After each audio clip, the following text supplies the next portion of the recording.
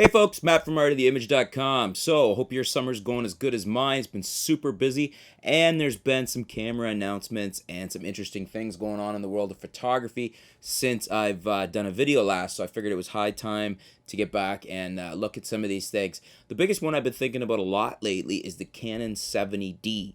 Now, for a lot of reasons, it looks like the 70D is going to be a real game changer, especially on the Canon side of things. Basically, we have people waiting for the 7D Mark II, and the introduction of the 70D with the features it has and the build quality and whatnot makes us wonder if even a 7D Mark II is going to be necessary. Basically, what I got here for you is 9 reasons you might want to consider the 70D over the Canon 7D. Now, I know the 7D is an older model and it's due for a replenishment, a new version. But I think what we need to look at here is that it's still on the market. A lot of people still really like the 7D. Yet when we look at what the 70D has here, we have some significant reasons, 9 of them that I've got here, that I think you might want to, if you're looking at the 7D, hold off and get the 70D. First and foremost, we've got the new sensor, 20 megapixels versus 18. Not a big difference in the size of megapixels, but what I'm expecting to see here is a better sensor, something that performs better and gives us a better, cleaner picture. This would be apparently backed up when you look at my second reason, and that is the ISO range. We've got about another stop now. The 7D is ISO 100 to 6400, and the 70D is going up to 12,800 as its standard range for ISO. So you're getting about an extra stop on high ISO, so expect a cleaner image, and I would think that after the age of the 70 versus hopefully some newer technology here in the 70D's new sensor, that we're going to see just a better overall image as well as the enhanced ISO. Number 3 is one of the biggies here. We've got the new phase detection system on the 70D. That's the dual pixel Cmos AF sensor they've come up with. So this hopefully is going to allow what may be industry setting AF when we're doing video.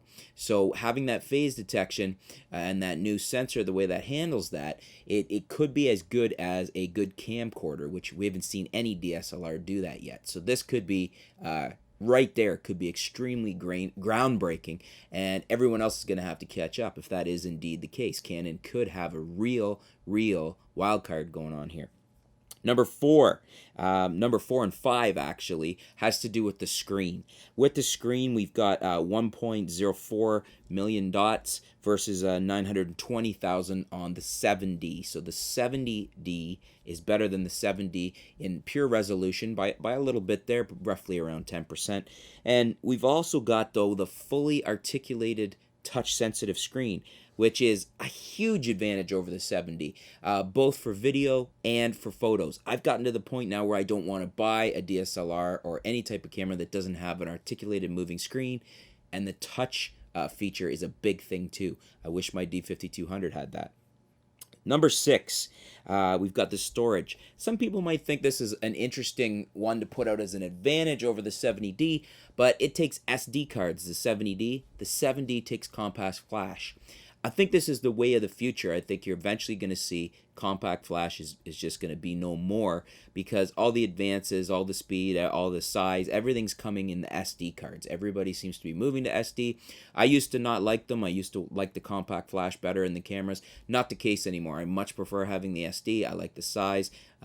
They're not, people say, oh, they're too small, you'll drop them and stuff. I don't have that problem.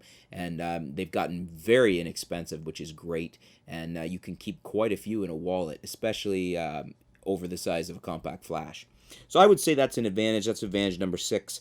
The 7 and 8 is weight and dimensions. The 70D is smaller and lighter than the 7D. Some people still like a little bit larger and heavier camera. For me, I'm liking the smaller, lighter cameras, as long as it's still, in a DSLR size and fits my hands, as this camera would be.